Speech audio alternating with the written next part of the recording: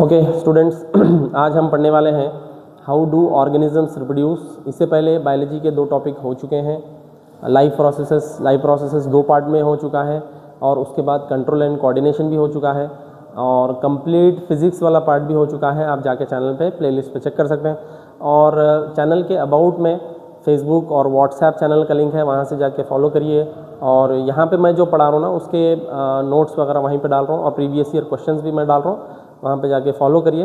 तो चलिए स्टार्ट करते हैं। और ये ख़ास तौर पे वो स्टूडेंट्स के लिए है जो बोर्ड एग्ज़ाम्स अपीयर करने वाले हैं। कोई भी बोर्ड हो, चाहे UP board, Bihar board, Karnataka board, Tamil Nadu, Andhra, Telangana, Haryana, Rajasthan, कोई भी बोर्ड हो, सारे बोर्ड के पॉइंट ऑफ व्यू से पढ़ाया जा रहा है। आप सीबीएसई का पेपर भी निकाल के चेक कर सकते हैं जो रिसेंटली हुआ है। मैं फिजिक्स पूरा पढ़ा हूँ, वहीं से भी सारे क्वेश्चंस आए हुए हैं। तो चलिए स्टार्ट करेंगे। How do organisms reproduce. तो देखो रिप्रोडक्शन के अंदर अभी हम जो इम्पोर्टेंट टॉपिक्स डिस्कस करने वाले हैं वो है सेक्सुअल रिप्रोडक्शन और एसेक्सुअल रिप्रोडक्शन। एसेक्सुअल रिप्रोडक्शन में भी जितने भी उसके अंदर है, फिजन है, बाइनरी फिजन है, मल्टीपल फिजन है और फ्रैगमेंटेशन है, रीजनरेशन है, स्पोर फॉर्मेशन है, वेजिटेटिव प्रोपगेशन है और sexual reproduction in flowering plants है और sexual reproduction in human beings है। ये सारे पार्ट्स हम लोग पढ़ने वाले हैं। फर्स्ट ऑफ ऑल देखो, reproduction is the process by which living organisms produce new individuals similar to themselves to ensure the continuity of life on earth। तो ये रिप्रोडक्शन एक ऐसा प्रोसेस है जिसके थ्रू ऑर्गेनिजम्स क्या करते हैं मालूम है, अपने ही जैसे ऑर्गेनिजम्स को रिप्रोड्यूस करते हैं ताकि उनकी नस्ल आगे चले, to ensure the continuity of life on earth. जैसे कि आज टाइगर, मंकीज़ वगैरह हमको देखने मिल रहे हैं, तो इनके जो प्रीवियस जनरेशन में मंकीज़, टाइगर्स रहे होंगे उन्हें रिप्रोड्यूस करें, इसीलिए हमारे को आज टाइगर, मंकीज़ देखने को मिल रहे हैं। तो to ensure the continuity. Next, chromosomes is in the nucleus of a cell contain information for inheritance of features from parents to next generation in the form of DNA। तो देखो chromosomes जो है, सुना क्रोमोसोम्स कहाँ पर रहते हैं। For example कोई एक सेल है, सेल के अंदर ये न्यूक्लियस है, न्यूक्लियस के अंदर क्रोमोसोम रहता और यहाँ पे न्यूक्लियोलस रहता। ये क्रोमोसोम के अंदर इंफॉर्मेशन रहता कि आगे आने वाले जनरेशन के अंदर डीएनए के अंदर मेन इंफॉर्मेशन स्टोर्ड है।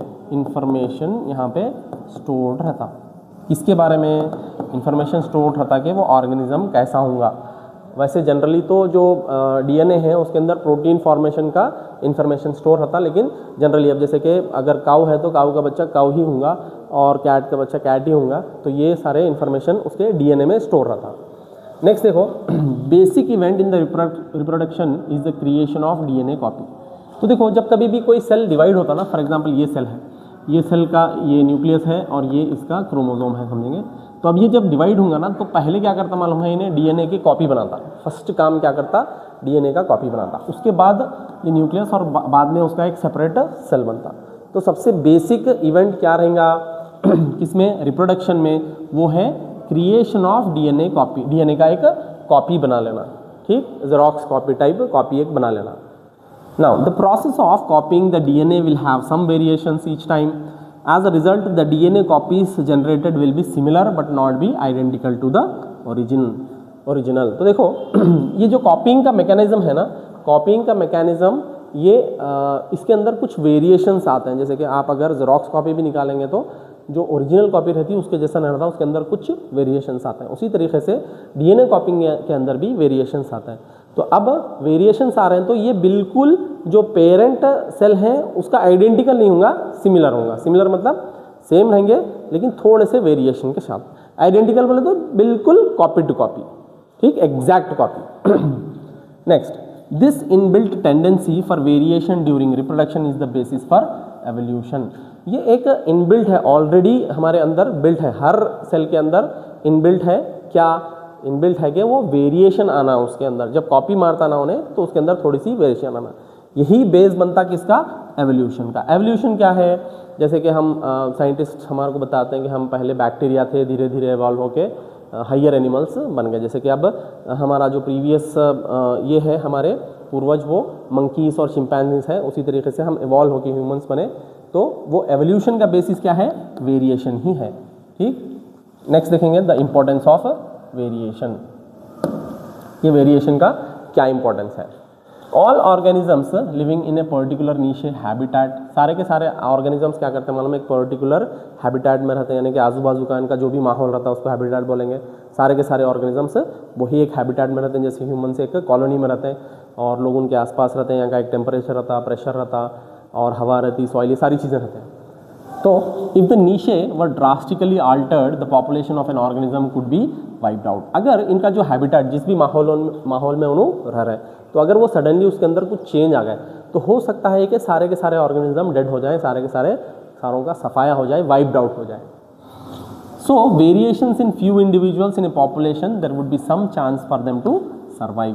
तो अगर इनके डीएनए कॉपिंग में कुछ वेरिएशन आया तो हो सकता है कि ये बच जाएं, जिंदा रह जाएं। ठीक, अगर वेरिएशन नहीं आया तो सारे के सारे एक ही साथ मर जाते हैं। Now variation is thus useful for the survival of species. ये वेरी इंपॉर्टेंट है, लाइन याद रखना, खाली बस इतना ही है। ये जो इंपॉर्टेंस ऑफ वेरिएशन है ना, यही है सर्वाइवल ऑफ स्पीसीज। वेरिएशन क्यों जरूरी है? सर्वाइवल के लिए, जिंदा रहने के लिए। ठीक, वेरिएशन क्यों आना जरूरी है? क्योंकि सर्वाइवल के लिए। नेक्स्ट देखो एग्जाम्पल यहाँ पे दिया हुआ है, bacteria living in temperate waters, and if the water temperature were to be increased by global warming, most of these bacteria would die, but the few variants resistance to heat would survive and grow further। तो देखो हम suppose करेंगे कि एक bacteria कहीं एक temperate waters में है, टेम्परेट मतलब नॉर्मल टेम्परेचर जिसका है, वहाँ पे कुछ बैक्टीरिया रह रहे समझेंगे, और ग्लोबल वार्मिंग की वजह से पूरे प्लैनेट का टेम्परेचर, जो एवरेज टेम्परेचर है वो इंक्रीज़ होने की वजह से अगर टेम्परेचर इंक्रीज़ हो गया तो क्या होता है, सारे के सारे बैक्टीरिया मर जाते हैं। अगर उनके अंदर कुछ छोटा सा वेरिएशन आ गया और हीट को बर्दाश्त करने की उसके अंदर एबिलिटी आ गई तो हो सकता है कि उनमें से कई सर्वाइव कर जाएं। ठीक, नेक्स्ट देखेंगे टाइप्स ऑफ रिप्रोडक्शन। कितने टाइप्स के रिप्रोडक्शन है? There are two types of reproduction, asexual reproduction and sexual reproduction. यहाँ पे सिंगल पेरेंट इन्वॉल्व और यहाँ पे टू पेरेंट्स इन्वॉल्व। ठीक, फर्स्ट वन देखो, a single individual give rise to new individual and two individuals, one male and one female are needed to give rise to new individual. Asexual में single parent की requirement है और sexual में दो parents की requirement है, जिसमें एक मेल होता और एक फीमेल होता, दो रिक्वायरमेंट है सेक्सुअल रिप्रोडक्शन में। Next, gametes are not formed, gametes are formed. यहाँ पे मेल गैमेट और फीमेल गैमेट ज़रूरी है, और सेक्सुअल रिप्रोडक्शन में और एसेक्सुअल रिप्रोडक्शन में गैमेट्स की कोई ज़रूरत नहीं है। यहाँ पे गैमेट्स ज़रूरी है। इसमें ह्यूमंस में मेल गैमेट होता है वो स्पर्म होता है, और जो फीमेल गैमेट होता है वो एग होता है या फिर ओवा। ठीक, next, new individuals are identical to their parents. इसमें जो भी नए इंडिविजुअल आएंगे ना एसेक्सुअल रिप्रोडक्शन में, वो सेम टू सेम रहेंगे अपने पेरेंट्स के जैसे ही। यहाँ पे new individuals is genetically similar but not identical to the parents. यहाँ पे जो और न्यू उनके ऑफस्प्रिंग्स होंगे वो पेरेंट्स के सिमिलर रहेंगे।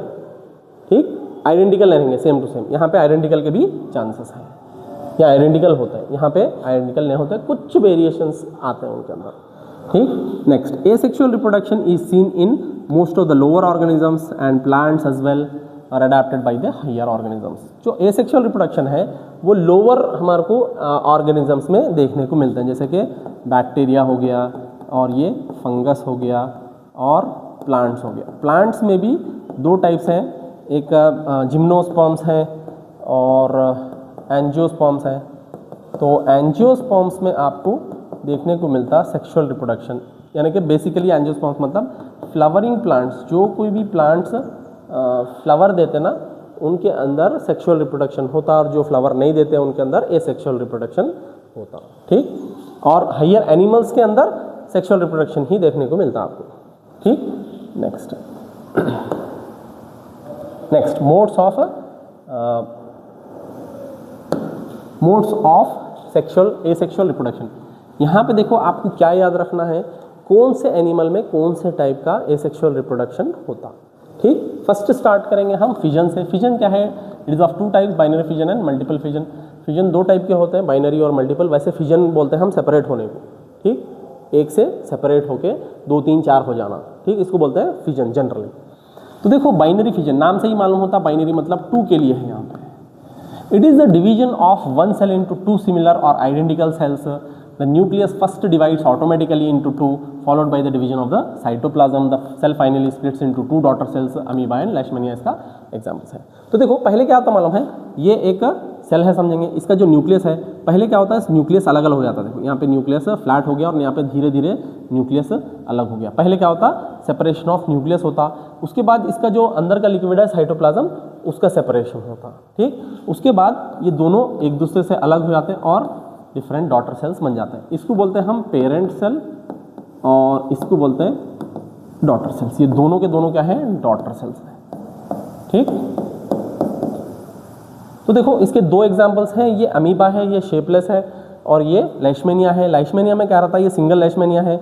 इसमें देखो एक विप के जैसा स्ट्रक्चर है, धीरे धीरे इन्हें दूसरा विप का डेवलप कर ले रहा है। ये एक सिंगल विप है, ये इसका थोड़ा लंबाई बढ़ते बढ़ते बढ़ते बड़ी हो जाती और दोनों बराबर बराबर हो जाते हैं। फिर जो है सोना ये विप लाइक स्ट्रक्चर अलग अलग हो जाता है और दो ऑर्गेनिजम्स ये सेपरेट हो जाते हैं। देखो now in organism such as amoeba the splitting of two cells during cell division can take place in any plane.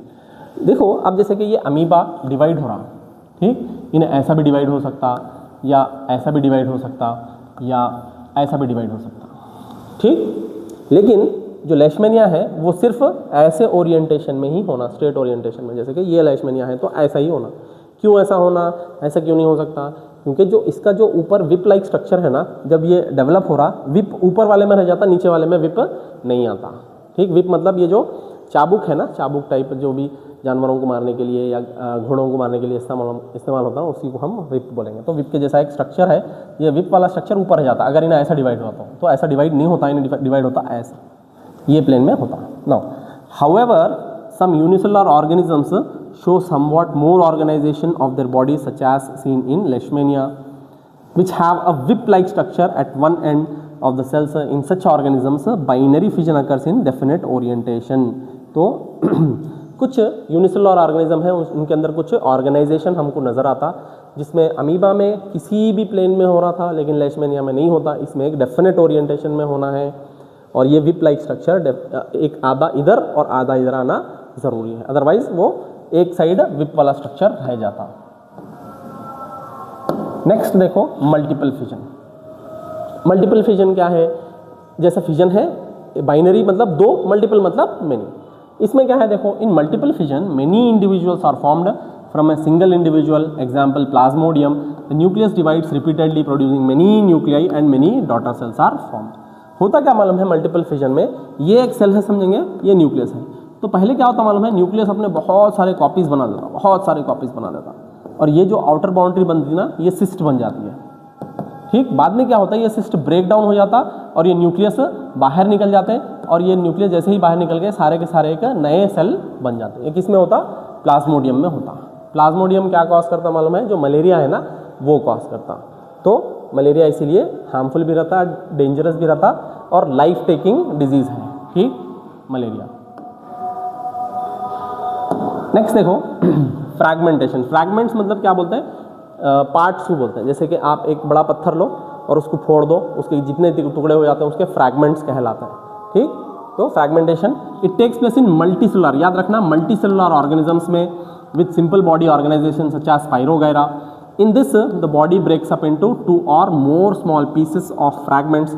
Upon maturation these fragments grow into new individuals. तो देखो फ्रैगमेंटेशन हमारे कहाँ देखने को मिलता, स्पाइरोगायरा में। आप कहीं पे भी ग्रीन जो है सोना, अगर आप देख रहे हैं ग्रीनरी देख रहे हैं, पानी में ठहरा हुआ पानी में ग्रीनरी देख रहे हैं, तो वो स्पाइरोगायरा रहता। होता क्या मालूम है, एक बड़ा सा ये है समझो, इसके बॉडी के पार्ट्स अलग अलग हो जाते हैं, सब बॉडी के पार्ट्स अलग हो गए, ये इसके 3 फ्रैगमेंट्स हो गए।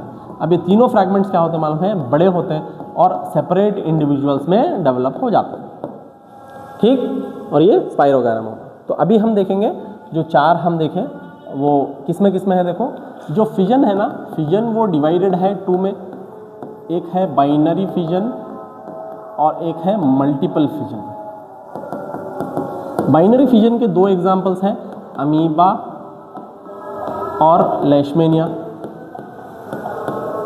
अमीबा में नो ओरिएंटेशन, इसमें ओरिएंटेशन नहीं रहता, किसी भी प्लेन में ये पॉसिबल है समझो, इसमें ओरिएंटेशन रहता, ठीक। उसके बाद फिजन के बाद मल्टीपल फिजन आ गया। मल्टीपल फिजन किस में देखने को मिलता है हमारे को? प्लाज्मोडियम में देखने को मिलता, ठीक। फिर उसके बाद हम देखें फ्रैगमेंटेशन। फ्रैगमेंटेशन किस में देखने को मिलता है हमारे को? अभी देखें हम फ्रैगमेंटेशन स्पाइरोगैरा में, ठीक। और ये क्या याद रखना, ये मल्टी सेलुलर है, मल्टी सेलुलर है। इनका बॉडी डिज़ाइन जो है सो ना सिंपल है, सिंपल बॉडी डिज़ाइन है इनका, ठीक। नेक्स्ट देखेंगे रीजनरेशन। रीजनरेशन मतलब फिर से जनरेट होना। रीजनरेशन और फ्रैगमेंटेशन में कोई ज़्यादा फर्क नहीं है, ऑलमोस्ट दोनों सेम ही है। It is the ability of a fully differentiated organism to give rise to new individual organisms from its body parts. Small cut or broken parts of the organism's body grow or regenerate into separate individuals, for example planaria and hydra। तो देखो ये ability है किसकी? एक fully differentiated organism की, ताकि वो एक नया इंडिविजुअल दे अपने बॉडी के या तो कटे हुए पार्ट से या टूटे हुए पार्ट से। नेचुरली भी कट हो सकता है या टूट के सेपरेट भी हो सकता है। तो वो पार्ट क्या होता है, एक फुल्ली ग्रोन इंडिविजुअल धीरे धीरे बन जाता है। जैसे कि ये एक ऑर्गेनिज्म है, ये ऑर्गेनिज्म में अब इसके 3 पार्ट्स बन गए, देखो 1 2 3। ये पार्ट को हम बोलेंगे हेड, और ये पार्ट को बोलेंगे हम ट्रंक, और ये पार्ट को बोलेंगे हम टेल, ठीक। तो ये हेड क्या कर रहा मालूम है, यहाँ पे सिर्फ हेड है। हेड क्या कर रहा मालूम है, ट्रंक और टेल डेवलप कर ले रहा और पूरा ऑर्गेनिज्म बन जा रहा। और ये क्या है, ट्रंक वाला है, ट्रंक क्या कर रहा मालूम है, हेड और टेल डेवलप कर ले रहा और पूरा ऑर्गेनिज्म बन जा रहा।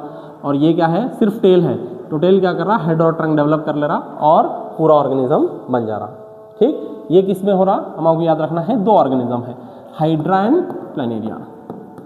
अब ये जो है ना खास हाइड्रा के लिए नहीं है, हाइड्रा में बडिंग भी होता, ठीक। याद रखना, कंफ्यूजन हो जाते हैं स्टूडेंट्स अगर कभी पूछा जाए कि रीजनरेशन किस में होता, प्लैनेरिया और हाइड्रा में होता, लेकिन प्लैनेरिया आपको याद रखना है एज एन एग्जाम्पल, ठीक। Next budding. बडिंग क्या रहता मालूम है, in budding a small part of the body of the parent grows out as a bud which then detaches and become a new organism. Hydra reproduces by budding using the regenerative cells।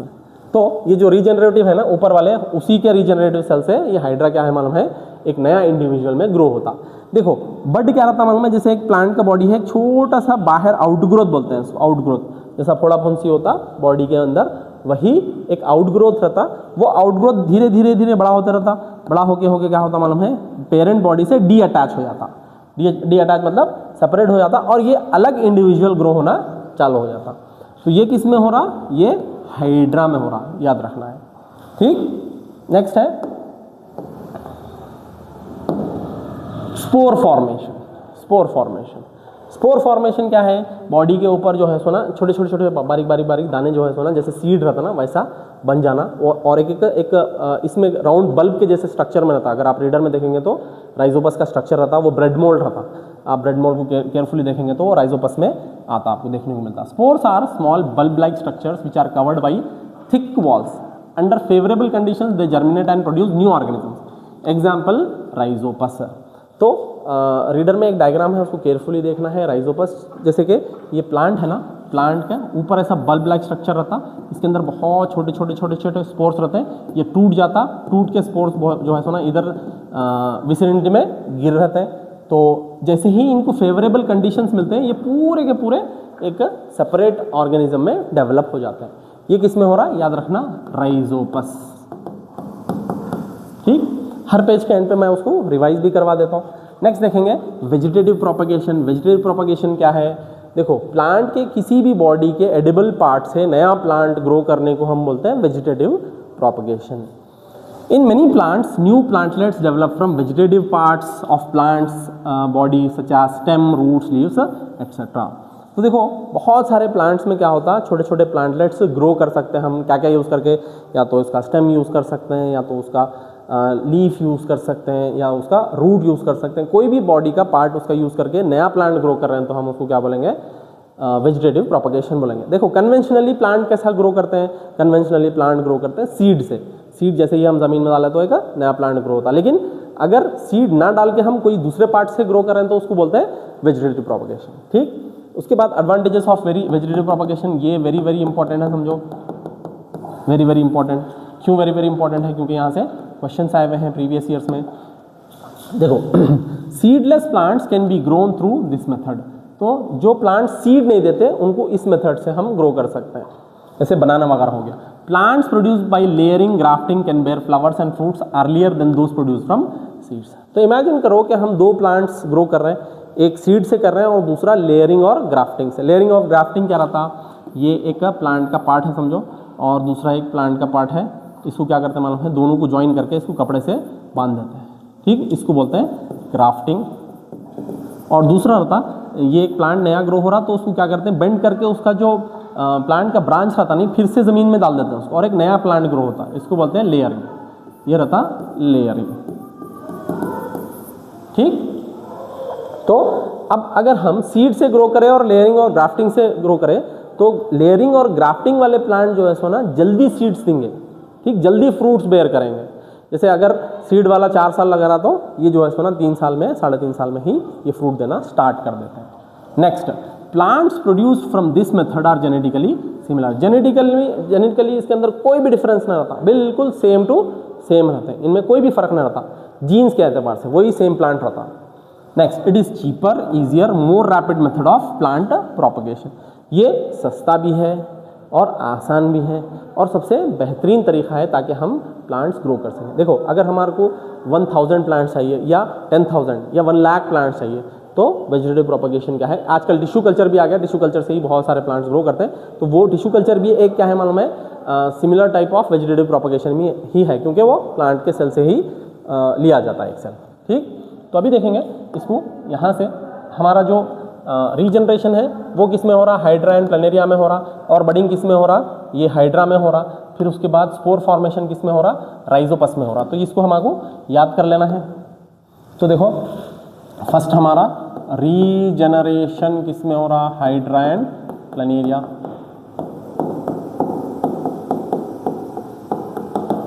फिर उसके बाद spore formation, और उसके बाद budding. तो देखो, budding हो रहा हमारा हाइड्रा में ये भी होता, रीजनरेशन भी होता और बडिंग भी होता। स्पोर फॉर्मेशन किस में हो रहा, राइजोपस में हो रहा। ये याद रखना है हमारे को। स्टार्टिंग के बाइनरी और मल्टीपल भी याद रखना है आपको, प्लाज्मोडियम में मल्टीपल, बाइनरी 2 में, अमीबा और लेशमेनिया में। और उसके बाद फ्रैगमेंटेशन है, फ्रैगमेंटेशन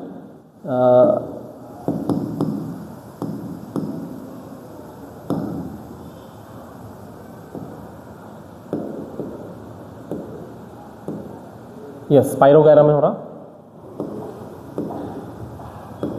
नेक्स्ट देखेंगे,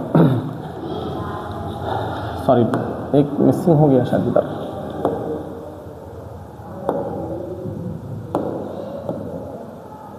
यहाँ पे देखो, सेक्सुअल रिप्रोडक्शन। सेक्सुअल रिप्रोडक्शन क्या है मालूम है, जिसके अंदर 2 इंडिविजुअल्स इन्वॉल्व रहते हैं। देखेंगे, the sexual reproduction mode of reproduction incorporates A process of combining DNA from 2 different individuals during reproduction.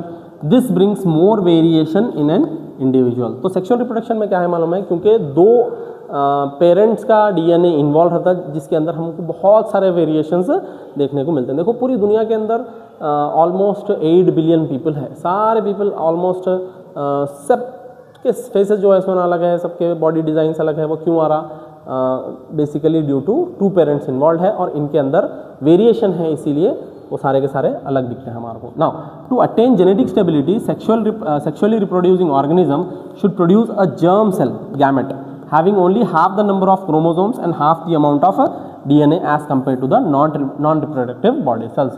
तो देखो, करना क्या रहता मालूम है,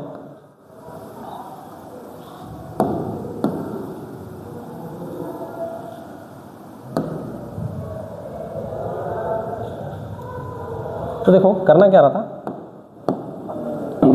एक जब सेल डिवाइड होता फॉर एग्जांपल इसमें 46 क्रोमोसोम्स हैं, तो जब इन्हें दोनों को भी 46 देने हैं, दोनों सेल्स को, तो ये क्या हो गया मालूम है, एक प्रोसेस है जिसको माइटोसिस बोलते हैं, ठीक। ये जनरल बॉडी के कोई भी सेल रहता ना, नॉन रिप्रोडक्टिव सेल, उसको बोलते हैं सोमैटिक सेल, किसी भी सोमैटिक सेल में होता।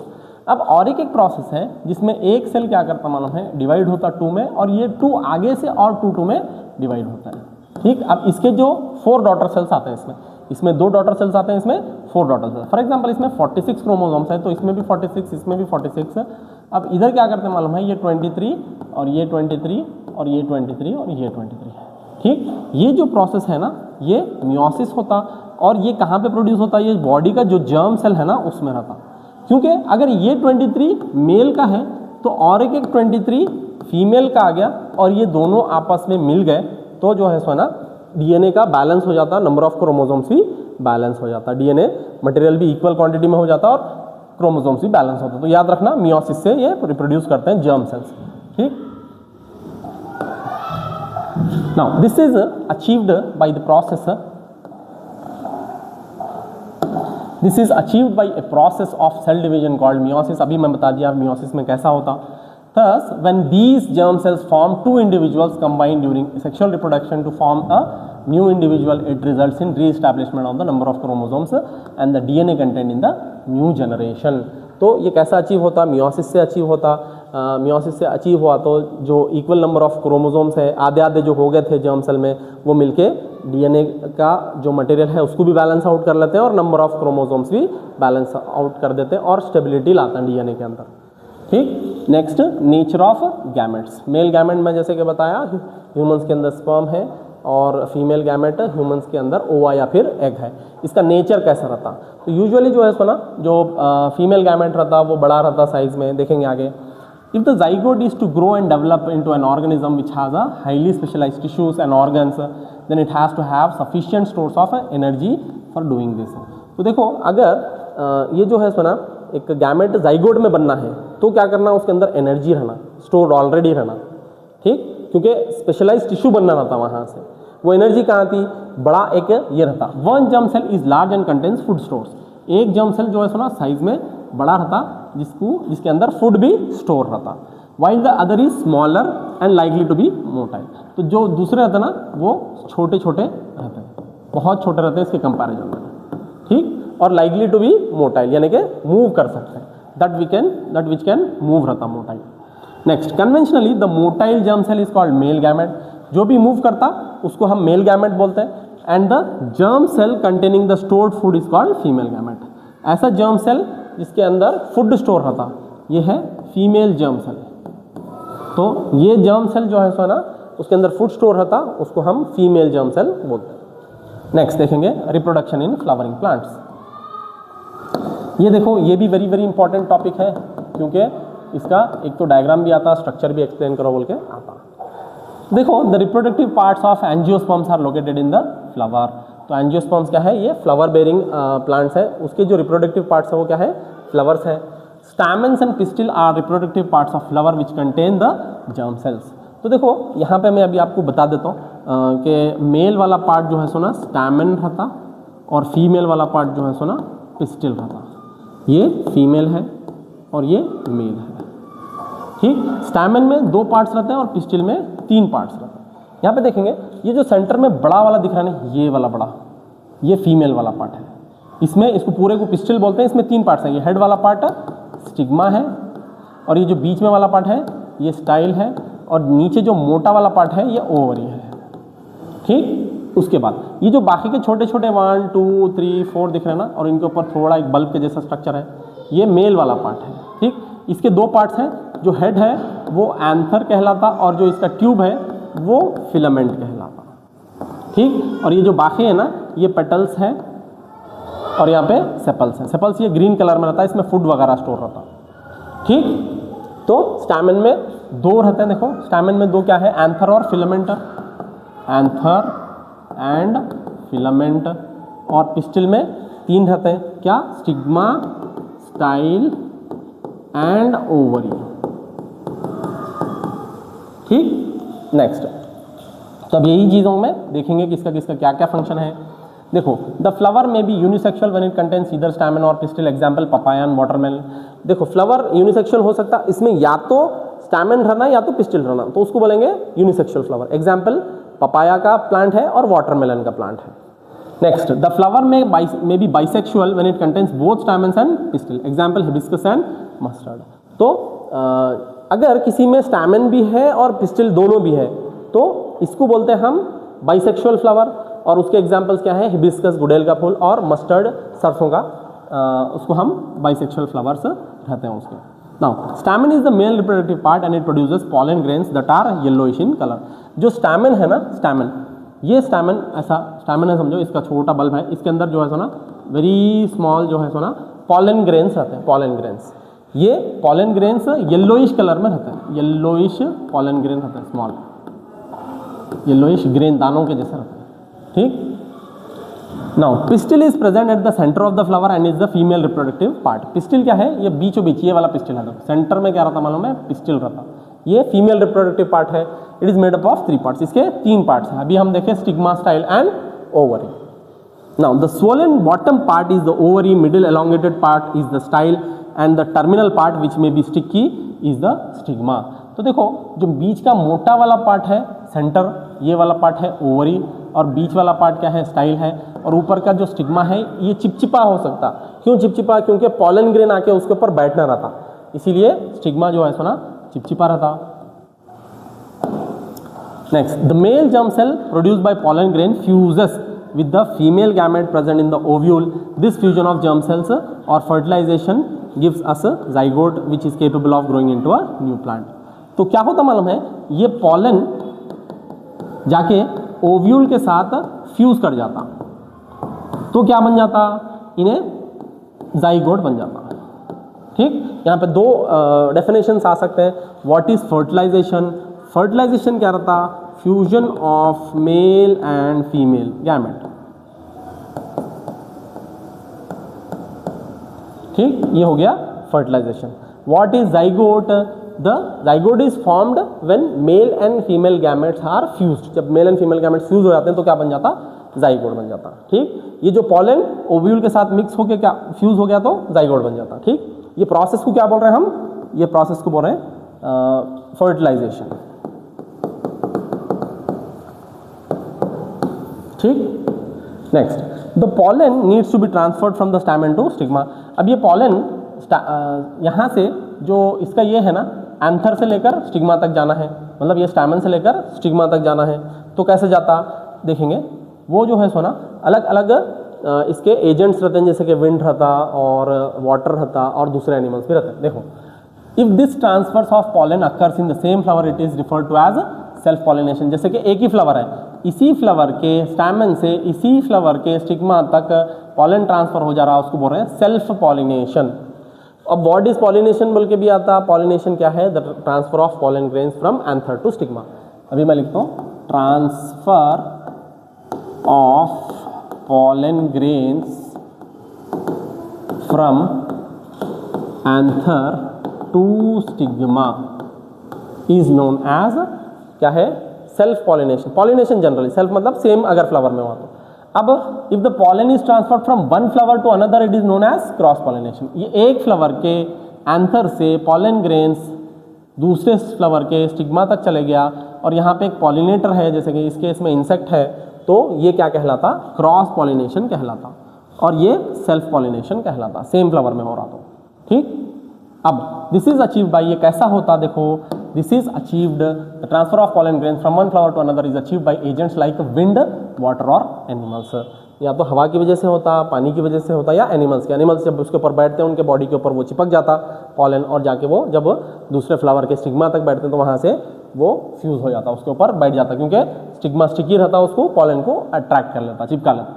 Next, after the pollen lands on a suitable stigma, it has to reach the female germ cell which are in the ovary. For this, a tube grows out from the pollen grain and travels through the style to the ovary. अब देखो, जब आके यहाँ पे pollen बैठ गया, इसको पहुँचना कहाँ है, यहाँ तक, ये है ओव्यूल, ठीक, ये फीमेल जर्म सेल ओव्यूल है, इसको पहुँचना यहाँ तक है। तो इन्हें क्या करता है, एक ट्यूब बना लेता, एक ट्यूब डेवलप कर लेता, और यहाँ से जाके नीचे अंदर रीच कर जाता, और यहाँ पे इसका फ्यूजन हो जाता, ठीक। और एक देखो यहाँ पे, ये कौन से टाइप का मूवमेंट है बोलते हैं, इसको बोलते हैं कीमोट्रोपिज्म, ठीक है, केमिकल की तरफ मूव होता। कीमोट्रोपिज्म का यहाँ पे एक एग्जांपल भी आपको मिल गया। ये जो पॉलन है वो कहाँ तक पहुँचना रहता, यहाँ पे ओव्यूल तक पहुँचना रहता, तो उन्हें क्या करता है, एक ट्यूब डेवलप कर लेता, ट्यूब से उन्हें नीचे पहुँच जाता, और यहाँ पे जो है सो ना फर्टिलाइजेशन हो जाता। Now after fertilization the zygote divide several times to form embryo within the ovule. तो अब यहाँ पे जो जाइगोट बन गया ना, ये कंटिन्यूअसली डिवाइड होना चालू हो जाता, और क्या क्या कहलाता, इन्हें एम्ब्रियो कहलाता, ठीक। जाइगोट के बाद एम्ब्रियो बन गया उन्हें। Next, the ovule develops a tough coat and is generally gradually converted into seed. तो ये क्या होता मालूम है, इसके ऊपर एक सख्त कोटिंग आ जाती है, एक स्ट्रिक्ट जो है सो ना एक सख्त कोटिंग आ जाती, डेवलप हो जाती। जैसे आप देखते हैं कि किसी भी सीड के ऊपर रहता, बादाम वगैरह के सीड के ऊपर टफ कोटिंग रहती है, या फिर मैंगो के सीड के ऊपर भी रहता, वो टफ कोट डेवलप हो जाता किसके, ओव्यूल के ऊपर, और वो क्या बन जाता, सीड बन जाता। ओव्यूल क्या बन जाता, सीड बन जाता। नेक्स्ट देखो, ovary grows rapidly and ripens to form a fruit. ये जो बाहर है ना, ये मोटा वाला पार्ट, ये क्या है, ओवरी है, ठीक। अब ये ओवरी क्या बन जाता, धीरे धीरे ये एक फ्रूट में कन्वर्ट हो जाता। तो बाकी के पार्ट्स का क्या होता, बाकी के पार्ट्स सारे टूट के श्रिवल होके गिर जाते हैं। कौन से पार्ट्स, जो पीछे हम देखें फ्लावर के सारे पार्ट्स, इसके पिस्टिल भी गिर जाता, इसका एंथर वो जो भी है, स्टैमेन वगैरह सारे के सारे गिर के नीचे ये हो जाते हैं, ठीक। Next, meanwhile the petal, sepal, stamen, style, stigma में श्रिवल एंड फॉल ऑफ। तो बाकी के जितने भी पार्ट्स हैं फ्लावर्स के, स्टैमेन होंगे, स्टाइल होंगे, स्टिग्मा, श्रिवल, ये सारे के सारे टूट के नीचे गिर जाता है। Next, the seed contains the future plant or embryo which develops into a seedling under appropriate condition. This process is known as germination. तो देखो, जब सीड हम रखते हैं उसको अगर हम अच्छे कंडीशंस में रखें और वाटर में रखें तो उसके अंदर से एक सीडलिंग तैयार हो जाता है। जैसे हम देखते हैं घरों के अंदर चने वगैरह पानी में रखें तो क्या होते हैं, वो सीडलिंग डेवलप कर जाते हैं, ठीक। तो उसको बोलते हैं हम जर्मिनेशन। क्या है, what is germination, development of a seedling from seed under appropriate conditions. यहाँ से व्हाट इज जर्मिनेशन बोल के आया, development of seedling from a seed under appropriate condition is known as germination, आप लिख सकते हैं। नेक्स्ट, अब ये सीड है, समझो ये एक सीड है। ये सीड के अगर हम तोड़े तो दो हिस्से हो गए, ये कॉटिलेडॉन बन गया और ये कॉटिलेडॉन बन गया। ये कॉटिलेडॉन में ये जो है सुना कॉटिलेडॉन है, दो कॉटिलेडॉन है ना ये, ठीक, जिसके दो हिस्से रहते हैं उसको डाइकॉट बोलते हैं, डाइकॉटिलेडॉन। और ये जो है सुना इसका ऊपर वाला पार्ट है प्लूम्यूल, जो कि फ्यूचर शूट बनेगा, और नीचे वाला पार्ट है रेडिकल, जो कि फ्यूचर रूट बनेगा, फ्यूचर रूट बनेगा, ठीक। ये दो कॉटिलेडॉन है, इधर का भी कॉटिलेडॉन है, इधर का भी कॉटिलेडॉन है। Next, reproduction in human beings. Human beings के अंदर रिप्रोडक्शन क्या होता, देखो रिप्रोडक्शन होने के लिए एक सेक्सुअल मैच्योरिटी को पहुंचना पड़ता है। वो एज में जब रीच कर जाते हैं, जब बॉडी में जर्म सेल बनना स्टार्ट हो जाता है, उसको बोलते हैं puberty. It need sexual maturation which is the period of life when the production of germ cells, example ova in female and sperm in male start in the body. This period of sexual maturity is called puberty. तो देखो ये as में क्या होता मालूम है, body के अंदर फीमेल के अंदर एग बनना स्टार्ट हो जाता और मेल्स के अंदर स्पर्म बनना स्टार्ट हो जाता, ठीक। Reaching the age of maturity is known as puberty, ठीक। Next, in early teenage years a whole new set of changes occur. तो अर्ली टीनेज ईयर्स में क्या होता है, बहुत सारे हमारे बॉडी के अंदर चेंजेस आते हैं, जैसे कि common to both boys and girls क्या क्या है, thick hair growth on the armpits and genital area. Armpits के नीचे और जेनिटल एरिया में थिक हेयर ग्रो होना स्टार्ट हो जाते हैं। Skin becomes oily and may result in pimples. तो स्किन ऑयली हो जाता और पिंपल्स भी फेस पे आ जाना स्टार्ट हो जाते हैं। नेक्स्ट देखो, इन गर्ल्स, गर्ल्स में breast size begins to increase and girls begin to menstruate. तो गर्ल्स के अंदर ब्रेस्ट का साइज का इंक्रीज होना चालू हो जाता और मेंस्ट्रुएशन भी चालू हो जाता। नेक्स्ट, बॉयज में क्या होता, thicker hair grows on the face in the form of beard and moustache. तो बियर्ड और मुस्टैच के फॉर्म में फेस पे थिक हेयर ग्रो होना स्टार्ट होते हैं। And voice begins to crack, तो उनका वॉइस क्रैक होना चालू हो जाता और जो है सुना एडम्स एप्पल भी उनके अंदर दिखना स्टार्ट हो जाता। Next, production of sperms. तो इनके बॉडी में जो है सुना प्रोडक्शन ऑफ स्पर्म्स भी स्टार्ट हो जाता। Next, male reproductive system. Male reproductive system में क्या क्या है, तीन पार्ट्स हैं, एक टेस्टिस है, दूसरा बैस डिफरेंस है, तीसरा एसोसिएटेड ग्लैंड्स है। इसके दो ग्लैंड्स हैं, देखेंगे हम। A pair of testes are located inside the scrotum which is present outside the abdominal cavity because sperm formation requires lower temperature than the normal body temperature। तो देखो, pair of testis abdominal cavity में स्क्रॉटर में एक थैली के जैसे structure में body के बाहर रहता। क्यों बॉडी के बाहर रहता, क्योंकि फॉर्मेशन ऑफ स्पर्म्स जो है सुना उसका टेम्परेचर कम चाहिए, बॉडी का टेम्परेचर ज़्यादा रहता, तो इसीलिए जो फॉर्मेशन ऑफ स्पर्म है उसको कम टेम्परेचर चाहिए रहता, इसीलिए वो बॉडी के बाहर सिचुएटेड रहता। यहाँ से भी क्वेश्चंस आए हुए हैं, याद रखना। The formation of germ cell और sperms takes place in the testis. तो टेस्टिस दो काम करता, एक तो स्पर्म बनाता और दूसरा जो मेल हार्मोन है ना टेस्टोस्टेरोन वो भी बनाता। Now testis release male sex hormone testosterone which regulates the production of sperms. तो देखो टेस्टिस दो काम कर रहा है, एक स्पर्म भी बना रहा और दूसरा टेस्टोस्टेरोन भी रिलीज कर रहा है। टेस्टोस्टेरोन क्या कर रहा है, स्पर्म कितना बनना है उसको रेगुलेट कर रहा है, और टेस्टोस्टेरोन ही कॉज करता बॉडी के अंदर जो भी मेल कैरेक्टरिस्टिक्स नजर आते हैं वो टेस्टोस्टेरोन ही कॉज करता।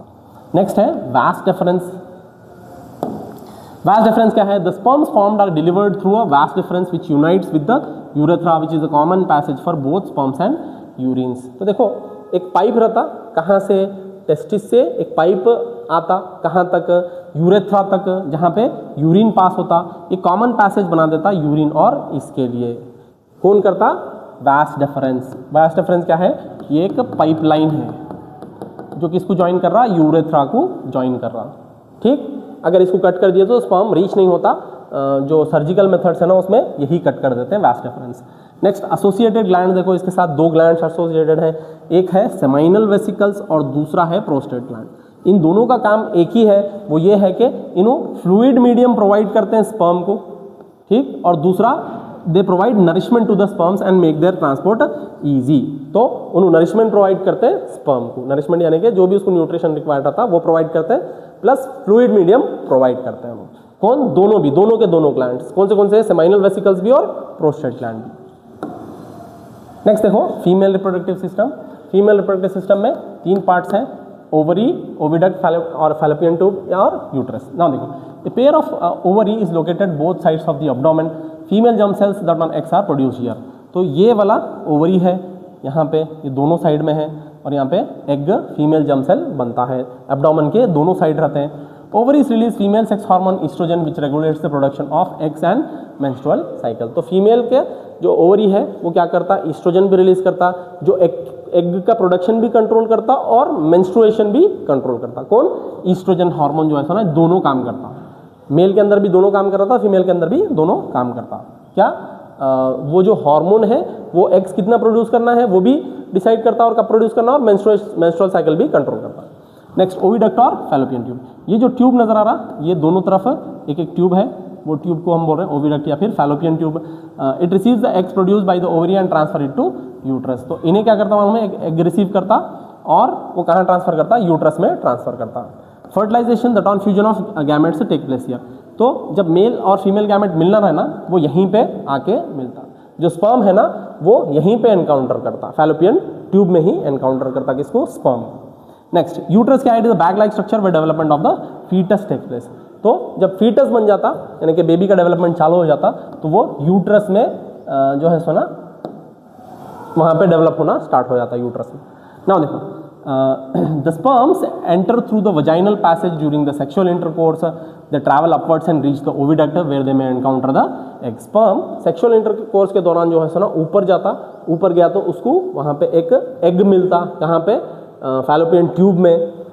नेक्स्ट देखो, the fertilized egg zygote starts dividing and form a ball of cells और एम्ब्रियो। अब क्या होता मालूम, फर्टिलाइजेशन हो जाता, fusion of male and female gamete हो जाता, और वहाँ पे जो है सो ना कंटिन्यूसली डिवाइड होता और एक बॉल ऑफ सेल्स बन जाता जिसको हम एम्ब्रियो बोलते हैं। ठीक, next, the embryo is implanted in the lining of the uterus where they continue to grow and develop organs to become foetus. तो ये एम्ब्रियो क्या होता मालूम है, नीचे यूट्रस में चला जाता। ठीक, अब यूट्रस में वो ग्रो होना चालू हो जाता, कंटिन्यूसली डिवाइड होता, जब उसको हम बोल सकते हैं, आइडेंटिफाई कर सकते हैं फेस है या हैंड है बोल के, तब वो क्या कहलाता, फीटस कहलाता। ठीक, उससे पहले उसका कोई शेप नहीं रहता तो उसको हम एम्ब्रियो बोलते हैं, जब वो शेप लेना चालू हो जाता क्या बन जाता, फीटस बन जाता। नेक्स्ट प्लेसेंटा देखो, ये वेरी इंपॉर्टेंट है, ये कई क्वेश्चंस में आया हुआ है, प्री बोर्ड के क्वेश्चंस में भी आने के चांसेस हैं, और जो मॉडल पेपर्स हैं उसके अंदर भी आए हुए हैं। Next, the embryo gets attached to the uterus with the help of special tissue called placenta. This is a disc which is embedded in the uterine wall, it contains villi on the embryo side of the tissue. तो ये embryo जो है सो ना uterus से एक disc के जैसे structure से कनेक्टेड रहता। ठीक, और उसके अंदर जो है सो ना छोटे छोटे फिंगर के जैसे स्ट्रक्चर्स रहते हैं जिसको वेलाई बोल रहे हैं हम, और वो क्या करता मालूम है, मदर के बॉडी से जो भी न्यूट्रिशन है वो एम्ब्रियो को देता, फीटस को देता। एम्ब्रियो भी रहा तो वहीं पे भी मिल जाता उसको, फीटस को भी मिलता। तो और जो एम्ब्रियो का वेस्ट है वो वेस्ट लेके जाके मदर्स ब्लड के अंदर डंप करता, ये दोनों काम करता। ठीक, तो it provides nourishment to the foetus, तो ये फीटस को नरिशमेंट प्रोवाइड करता, जो भी उसको रिक्वायरमेंट है फूड का, उसका रिक्वायरमेंट पूरा करता। The waste generated by developing embryo is remove by this structure. जो भी वेस्ट डेवलप होता एम्ब्रियो का, वो वेस्ट भी इसी स्ट्रक्चर के थ्रू बाहर आता।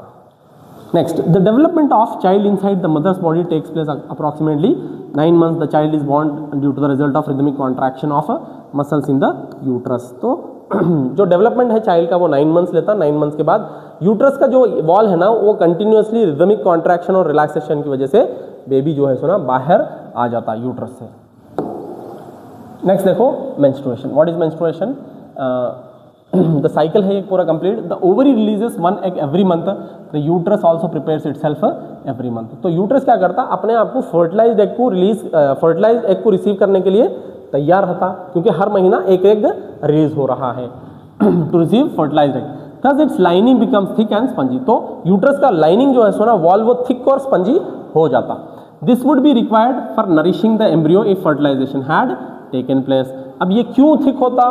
क्योंकि अगर एक फर्टिलाइज हो गया होगा ना तो उसको नरिशमेंट प्रोवाइड करने के लिए ये सारी चीजें लगते हैं, थिक और स्पंजी हो जाता, मोटा और स्पंजी हो जाता।